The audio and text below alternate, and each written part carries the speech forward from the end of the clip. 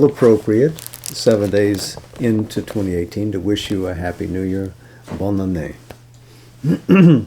Today, beginning our New Year's studies, we open the first page of Chapter 25, the Triple Transformation, where Sri Aurobindo's theories begin to meet his actual yogic practice in a more concrete way than we've seen heretofore. The Triple Transformation was not written about in the first essays that appeared in the Arya. This is something that was established from the 20s on as they began to work out the larger scheme of the integral yoga. With Mother's collaboration and his, they established this tripartite approach to the divinization of human nature. First, the discovery of the individual psyche within. Next, the widening into communion with the cosmic reality around. And then climbing to a transcendence. And all three changes of consciousness, individual, cosmic, and supramental, would have an impact on the body. Not an impact, but a transformative force would move into the tissues of the body and change it substantially. Surcharge it with light and power. So this now he begins to write about, and I think that, as you probably realize in the last chapter, that his language is becoming more lucid, less philosophic, more powerfully pinned to spiritual experience, less reliant on logistics, or logic, I should say. That this will continue. You'll find that his language is clear, that it needs little commentary. So I'll try to interrupt less as we move along.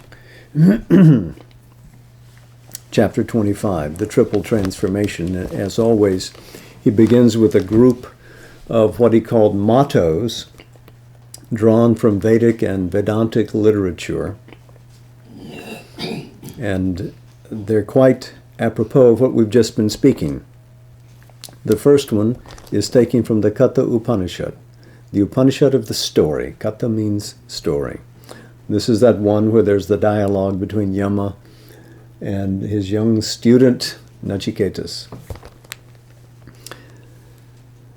A conscious being, Purusha, is in the center of the self.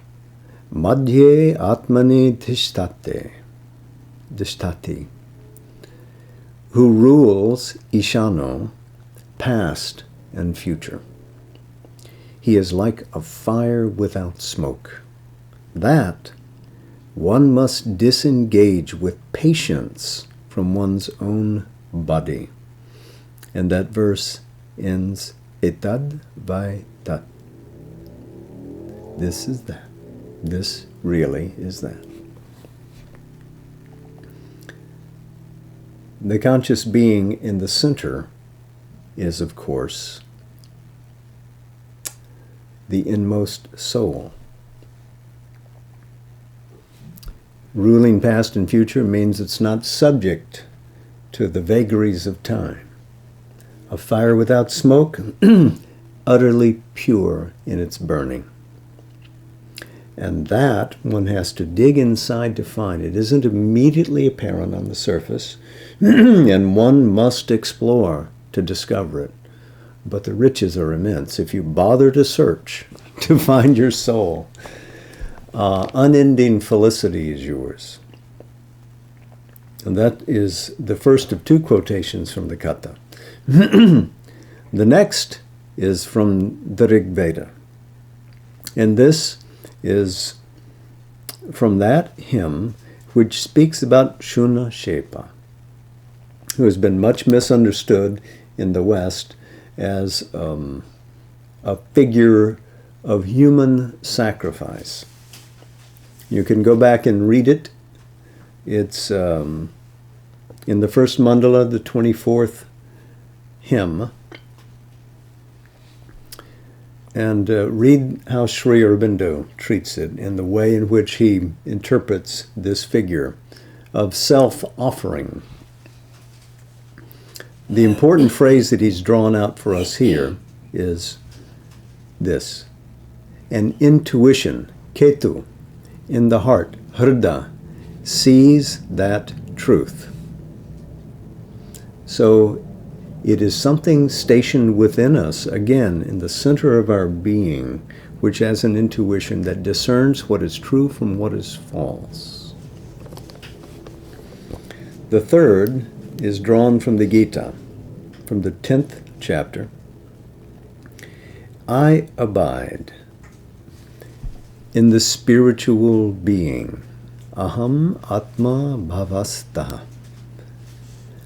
and from there destroy the darkness born of ignorance with the shining lamp of knowledge, jnana dipena. So this is a declaration from Krishna to Arjuna that he himself, the Supreme, resides centermost in the individual soul. Stationed in you is the Supreme. And when that light effulgently shines out, the darkness of ignorance is dispelled. Ignorance is limited being, forgetting who we are, forgetting what nature is from. Then he moves to the Rig Veda. It's the same hymn that he drew from earlier. These rays are directed downwards. Their foundation is above. So these rays are obviously light. And light coming from above is symbolic, emblematic of a higher consciousness that descends.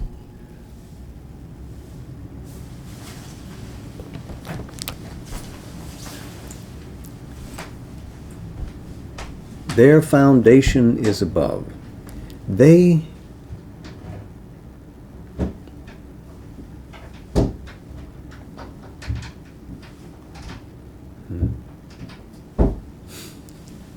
Thank you. May they be set deep within us. O Varuna, hear, awake, make wide thy reign. May we abide in the law of thy workings and be blameless before the Mother Infinite. So those rays come down from above, and the aspiring soul says, let them come into me, let them go deeply within me. And then, that higher consciousness having descended,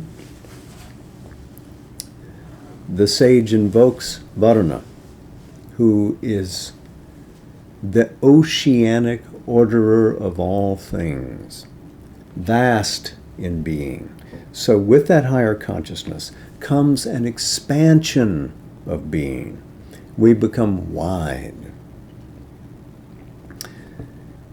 May we abide in the law of thy workings. Of course, that means what is vast, not what is merely contextual, not what is small, but what is cosmic in order. And be blameless before the Mother Infinite. That is Aditi. She who is without border. Every province is hers. So living in attunement with what is universal, having allowed to settle in us the rays of the higher consciousness, means that there is no quarrel, there is no unsettlement between the individual so ensconced in a deep and great consciousness and the Divine Mother who issues all forth, so that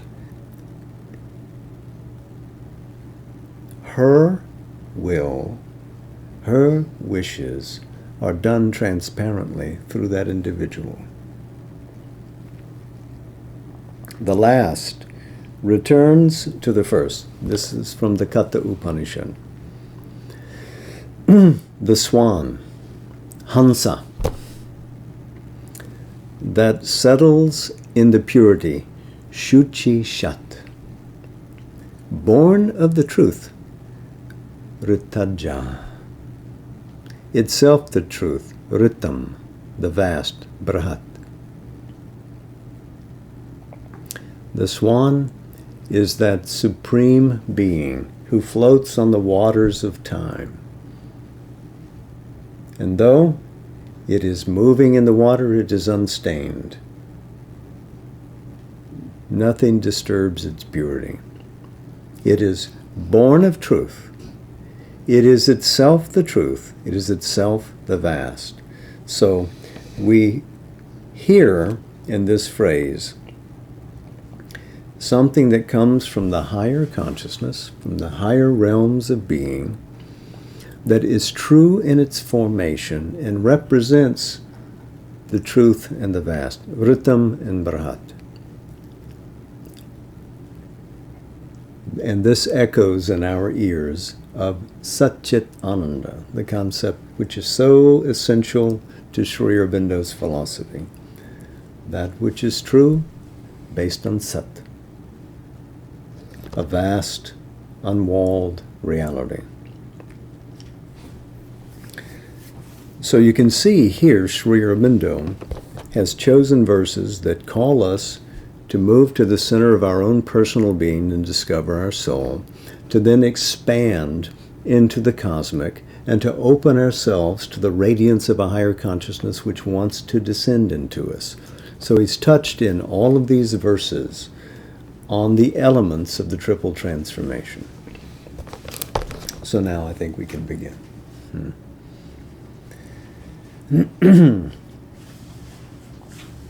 If it is the sole intention of nature in the evolution of the spiritual man to awaken him to the supreme reality and release him from herself, or from the ignorance in which she, as the power of the eternal, has masked herself, by a departure into a higher status of being elsewhere, if this step in the evolution is a close and an exit, then, in the essence, her work has been already accomplished and there is nothing more to be done. The ways have been built, the capacity to follow them has been developed, the goal or last height of the creation is manifest.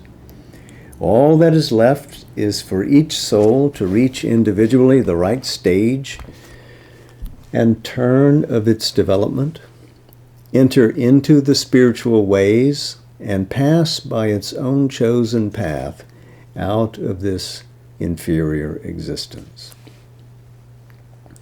So if all we're meant to do is to escape from the cosmos, to grow to the point that we can find a means and a manner by which we can elude the ignorance and spiritually free ourselves from subservience to nature, we've done that. We have many routes that would give us that kind of liberation. And the work of the cosmos is over. Nothing more to be done. But he writes, but we have supposed that there is a farther intention. Not only a revelation of the Spirit, but a radical and integral transformation of nature. Let's understand what these words mean. They're important. Radical, from the Latin radix, means getting to the root. Like a radish is the root of a plant. When you do something radical, it's not something extreme. It's getting to the root of things. You're getting to the fundamental, original poise. The farther intention, then, is radical by getting to the root of the cosmos. Why is the cosmos here? Integral Again, that's a word from integer, which means literally can't be touched. It's whole. It's not fractional. So the revelation of the Spirit gets to the root of things and transforms nature in a way that's entire. It isn't a partial transformation. It's a whole, real transformation of nature, which is intended. It's at the root of the cosmos to achieve this.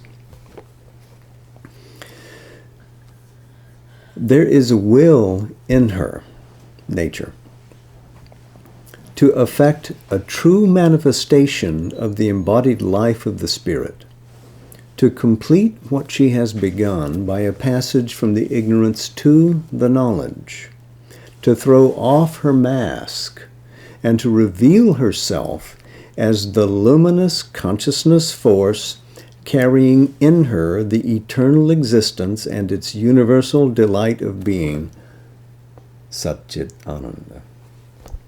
Luminous consciousness force, Chit Shakti. Satchit Ananda. Chit is never simply passive awareness. It is always consciousness with power. Power is consciousness. Consciousness is power. Carrying in her the eternal existence. Sat is never absent from the movement of conscious force. And delight is the only purpose of the movement.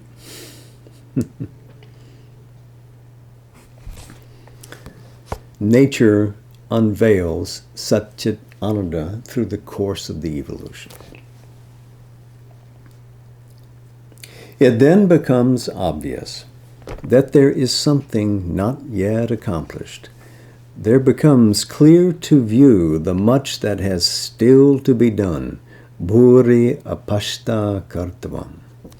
This is from Rig Veda, the first mandala, the 10th hymn, the 2nd verse. And this is an invocation of Indra, the Lord of the divine mind, who leans down from above and pours his radiance like a thunderbolt, cracking open ignorance and revealing truth that is there. Bhuri apashta kartvam. There is a height still to be reached, a wideness still to be covered by the eye of vision, the wing of the will, the self-affirmation of the Spirit in the material universe. Not beyond. Here. What the evolutionary power has done is to make a few individuals aware of their souls, conscious of their selves, aware of the eternal being that they are, to put them into communion with the divinity or the reality which is concealed by her appearances. A certain change of nature prepares, accompanies, or follows upon this illumination, but it is not the complete and radical change which establishes a secure and settled new principle, a new creation, a permanent new order of being in the field of terrestrial nature. The spiritual man has evolved, but not the supramental being who shall thenceforward be the leader of that nature. So even though we have produced the sage, the illuminated, enlightened person, and even though their touch may influence and affect us, it does not transform. Look at the many great spiritual beings who have come to the earth, but because the light that they brought did not penetrate deeply enough into matter, it has only marginally influenced and budged human life out of its ignorance.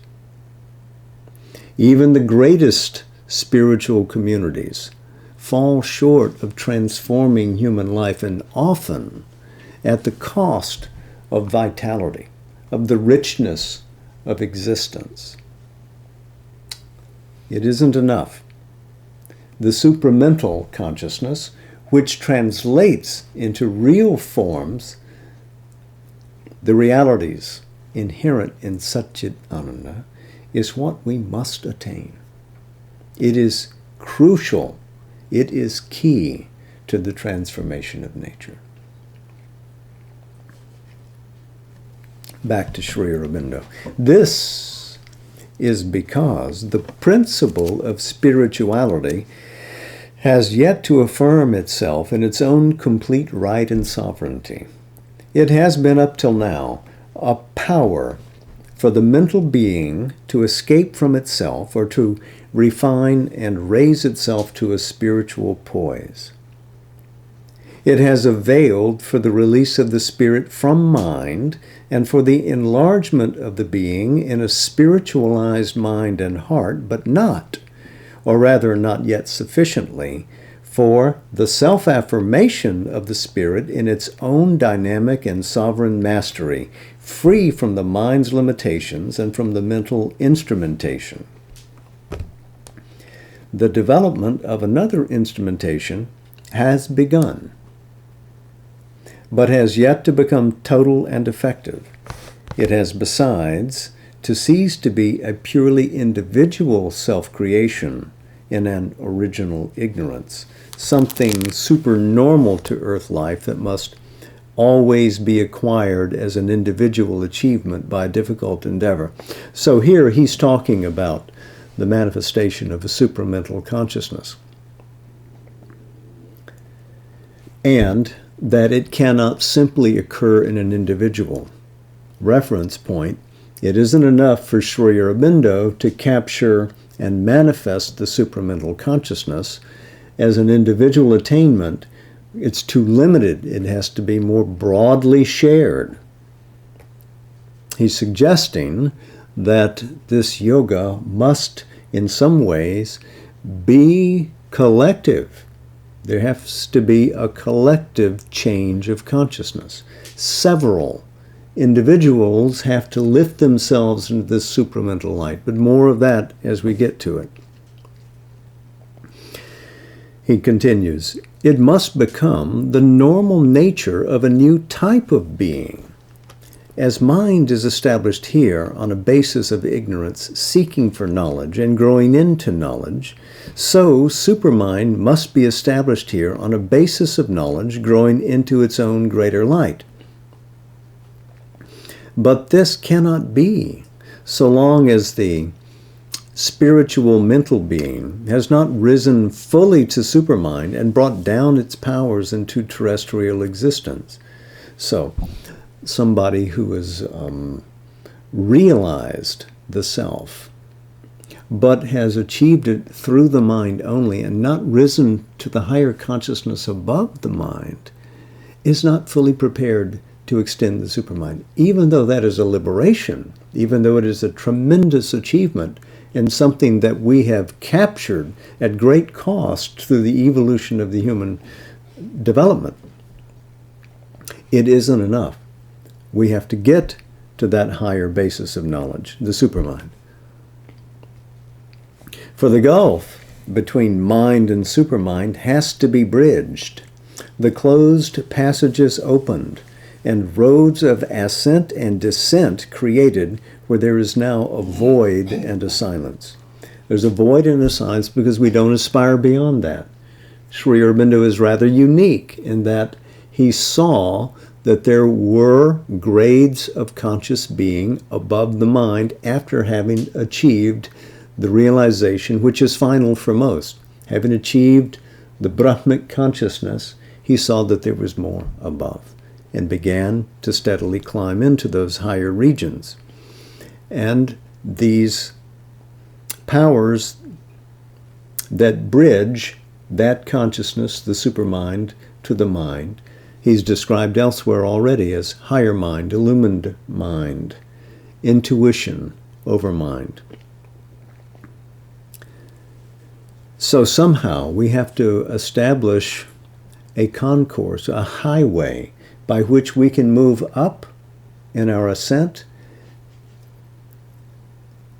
capture that light, or allow it to capture us, and bring it back down in a descent into this nature.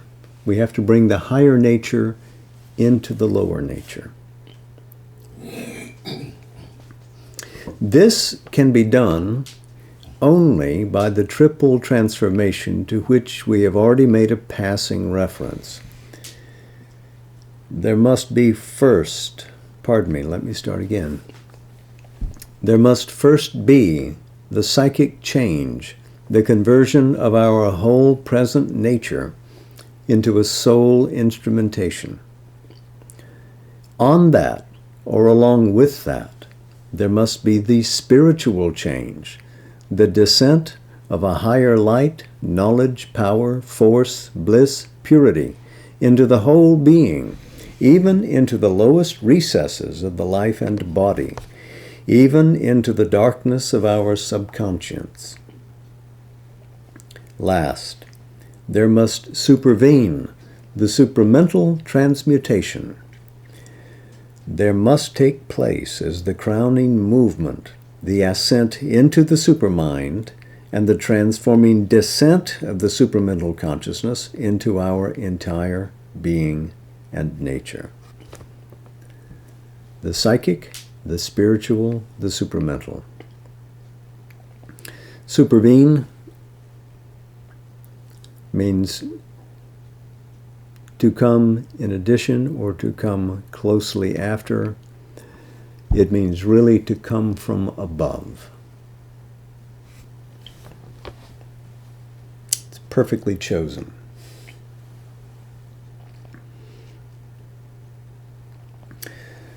So the rest of the chapter will discuss the psychic, the spiritual, and the supramental transformations. At the beginning, the soul in nature, the psychic entity, whose unfolding is the first step towards a spiritual change, is an entirely veiled part of us, although it is that by which we exist and persist as individual beings in nature. The other parts of our natural composition are not only mutable, but perishable. But the psychic entity in us persists and is fundamentally the same always. It contains all essential possibilities of our manifestation, but is not constituted by them. It is not limited by what it manifests, not contained by the incomplete forms of the manifestation, not tarnished by the imperfections and impurities, the defects and deprivations of the surface being. It is an ever pure flame of the divinity in things, and nothing that comes to it, nothing that enters into our experience, can pollute its purity or extinguish the flame. So he has distinguished what is the psychic in us from what is natural in us. The psyche in its essence is unchanging, ever the same, ever pure, pictured as a flame. And this, of course, calls to mind Sri Aurobindo's interpretation of the mystic fire, Agni, from the Veda. Cognate in its identity with what is in us, burning always, without fuel.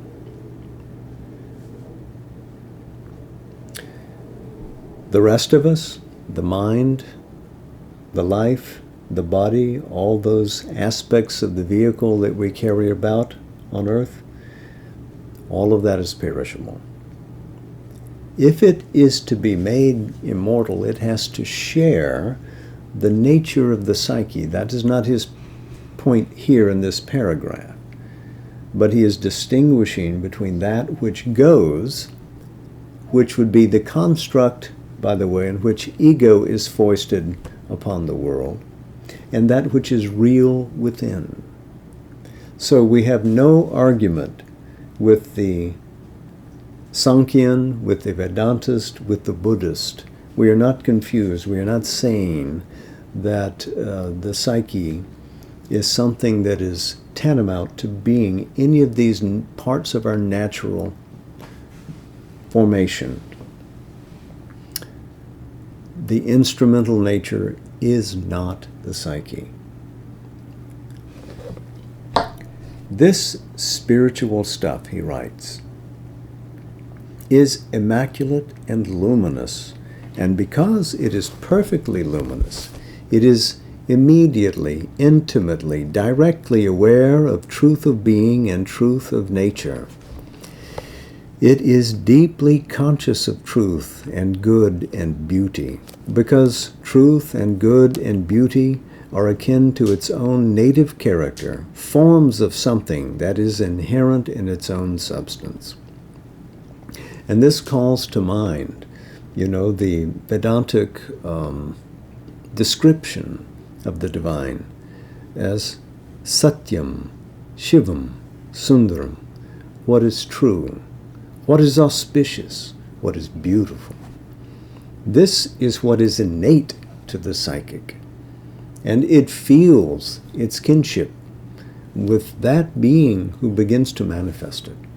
In fact, the nearness of the psychic consciousness draws out what is true and good, auspicious and beautiful, from that which seems to be hidden and buried. It is aware also of all that contradicts these things, of all that deviates from its own native character, of falsehood and evil and the ugly and the unseemly. But it does not become these things, nor is it touched or changed by these opposites of itself, which so powerfully affect its outer instrumentation of mind, life, and body. For the soul, the permanent being in us, puts forth and uses mind, life, and body as its instruments, undergoes the envelopment of their conditions, but it is other and greater than its members. It has that instinctive discrimination to know what is and what is not, what is good, what is not. That behind a seeming beauty lurks ill will or ugliness. It is not confused, and it trusts itself.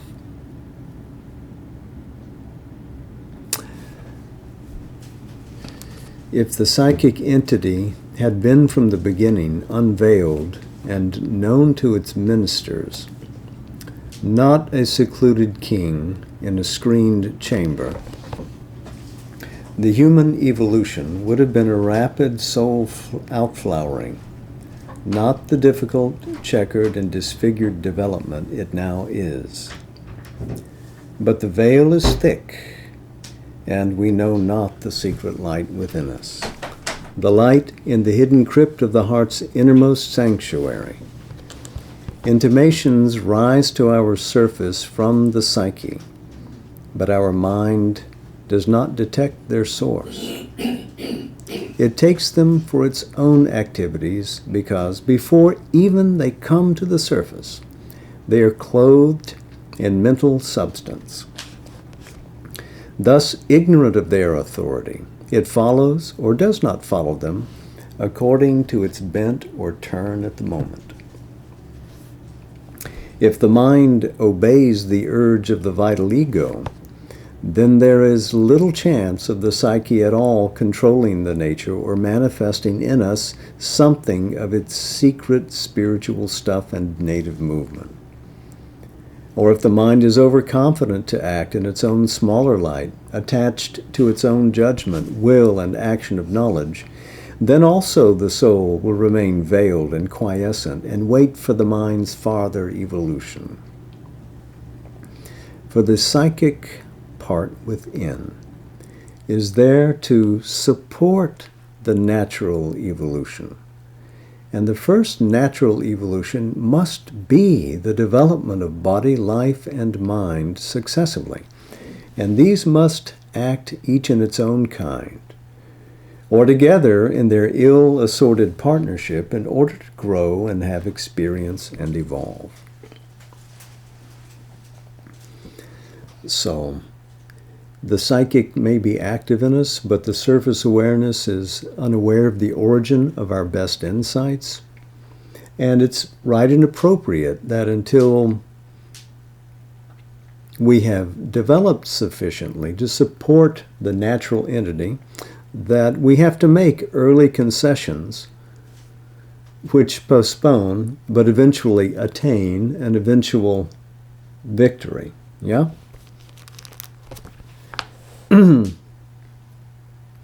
The soul gathers the essence of all our mental, vital, and bodily experience and assimilates it for the farther evolution of our existence and nature. But this action is occult and not obtruded on the surface.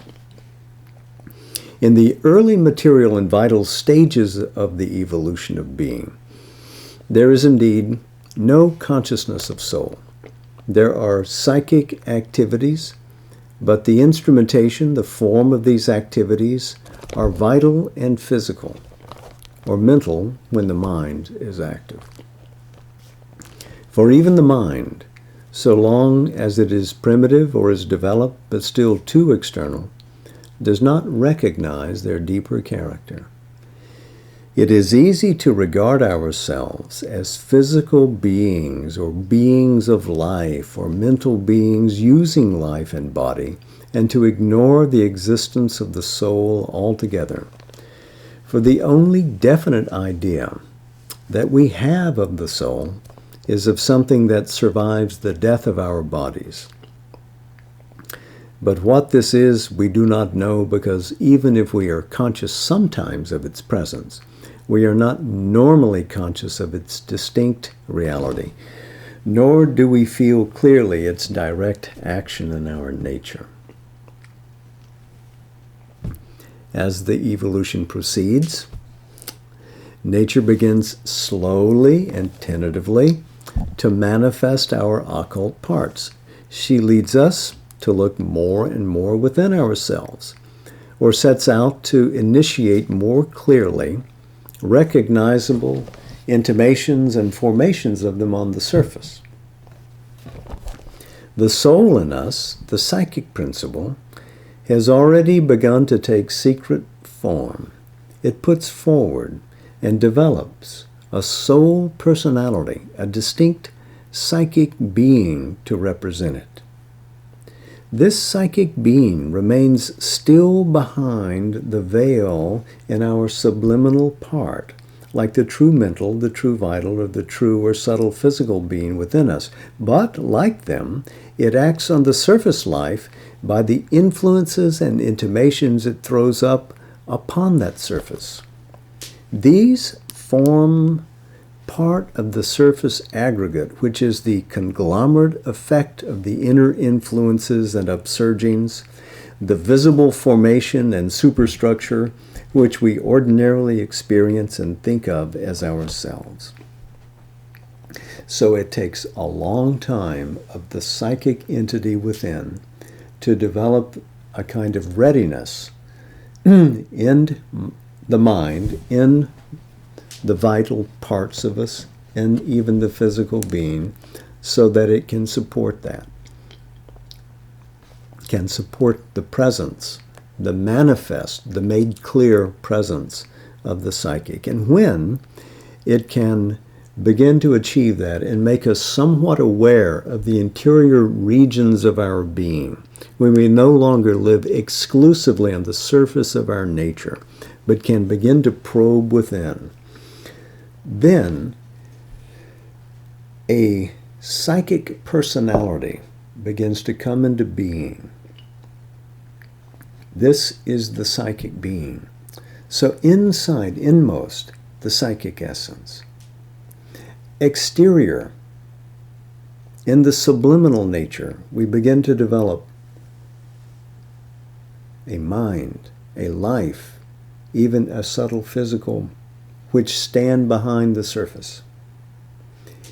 Between the two is where the psychic being comes forward and begins to integrate itself into the life, into the mind, into the subtle physical being.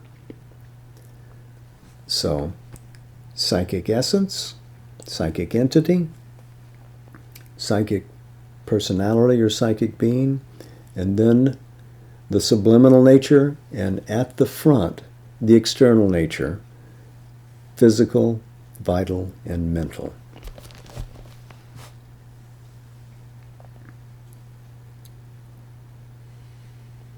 On this ignorant surface, we become dimly aware of something that can be called a soul, as distinct from mind, life, or body.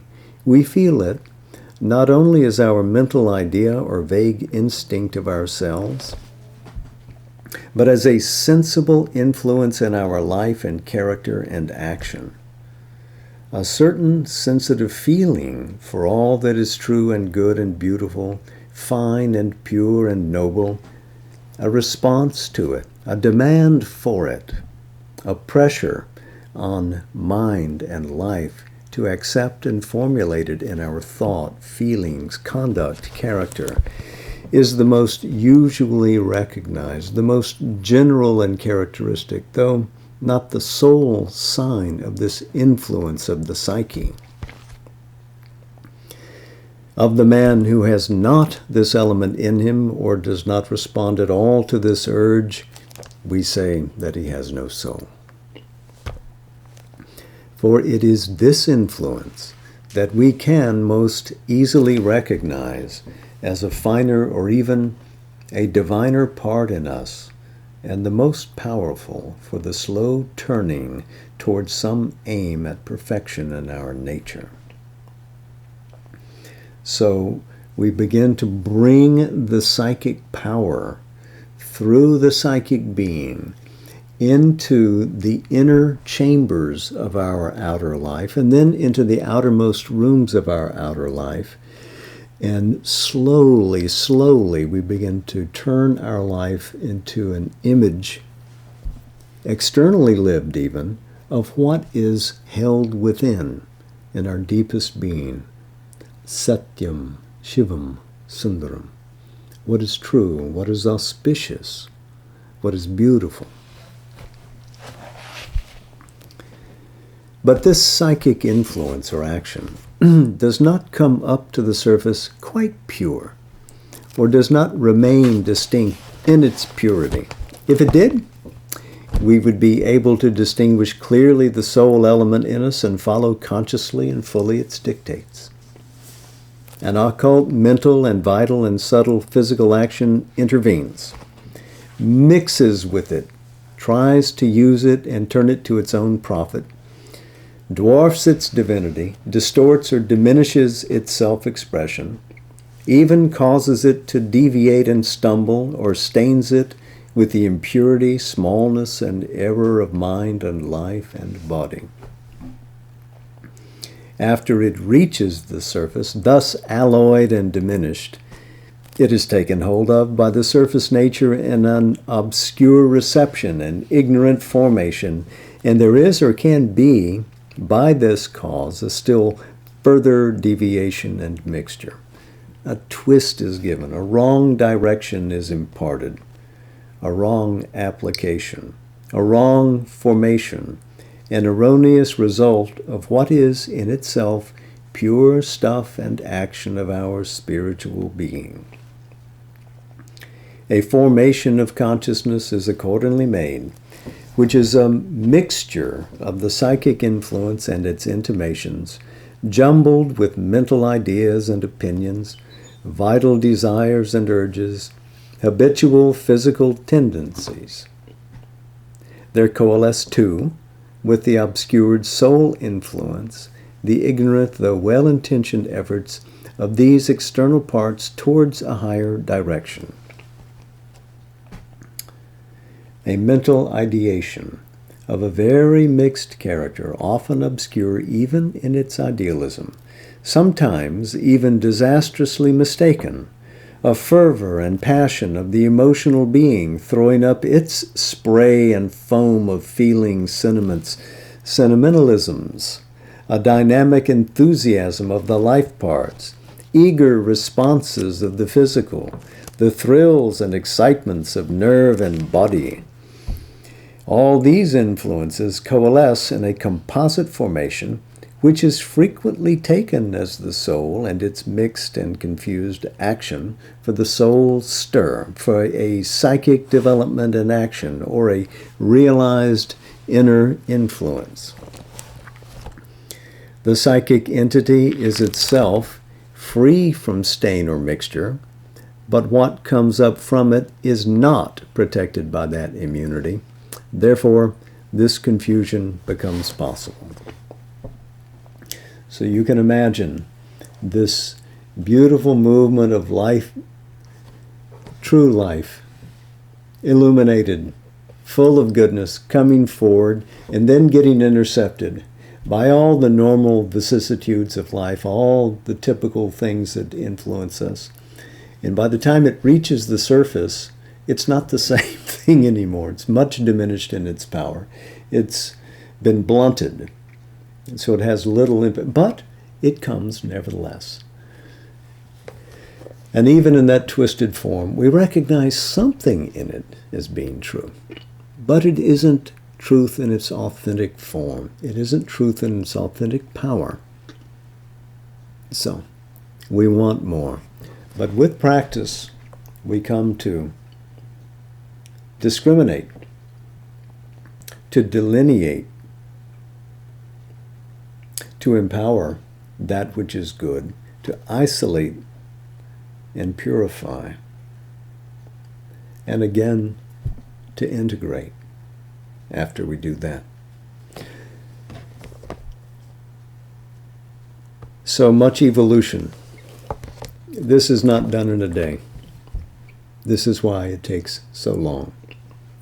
We have to overcome the enormous machinery of nature in manifesting the psychic truth in us. And this is only the first stage of the change that we must make. The discovery of our true being within. More to do. We'll talk about the rest of what this emerging psyche must achieve in our coming reading.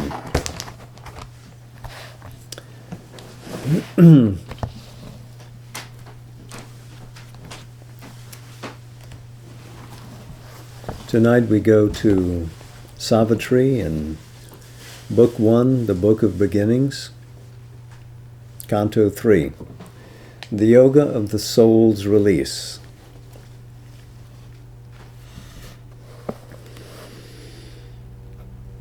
As so he grew into his larger self, humanity framed his movements less and less. A greater being saw a greater world. A fearless will for knowledge dared to erase the lines of safety reason draws that bar minds soar, souls dive into the infinite. Even his first steps broke our small earth bounds and loitered in a vaster, freer air.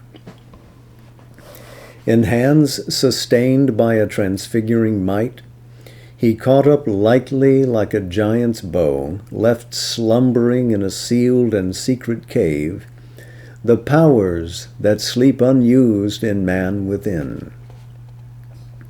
He made of miracle a normal act, and turned to a common part of divine works, magnificently natural at this height, efforts that would shatter the strength of mortal hearts, pursued in a royalty of mighty ease, aims too sublime for nature's daily will. The gifts of the Spirit crowding came to him. They were his life's pattern and his privilege. A pure perception lent its lucent joy. Its intimate vision waited not to think. It enveloped all nature in a single glance. It looked into the very self of things.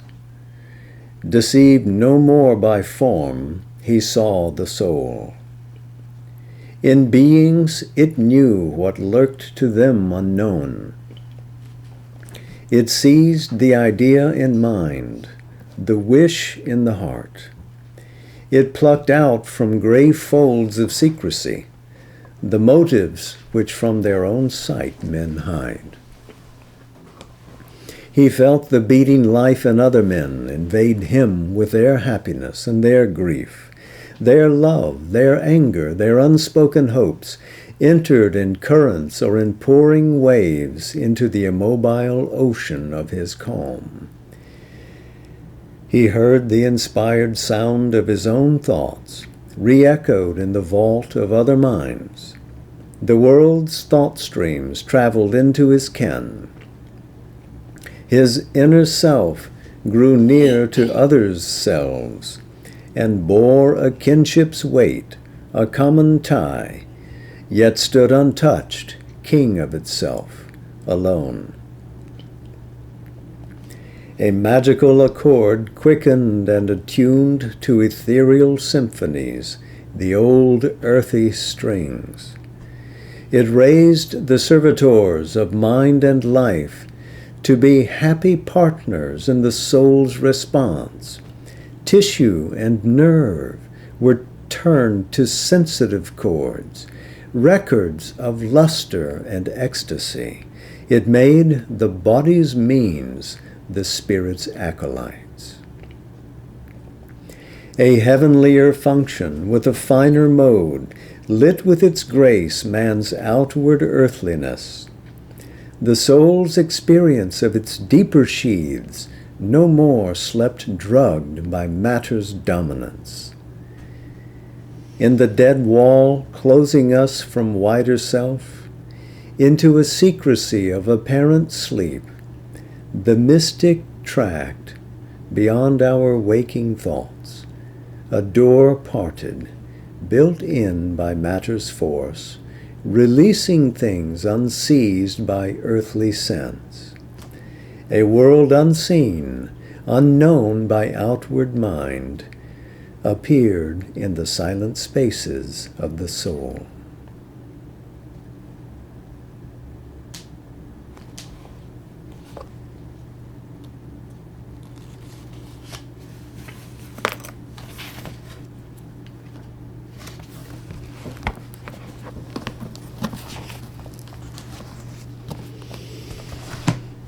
So, more next time. Namaste, Jai Ma, Bonne année. And to all our friends on Zoom, thank you for hanging with us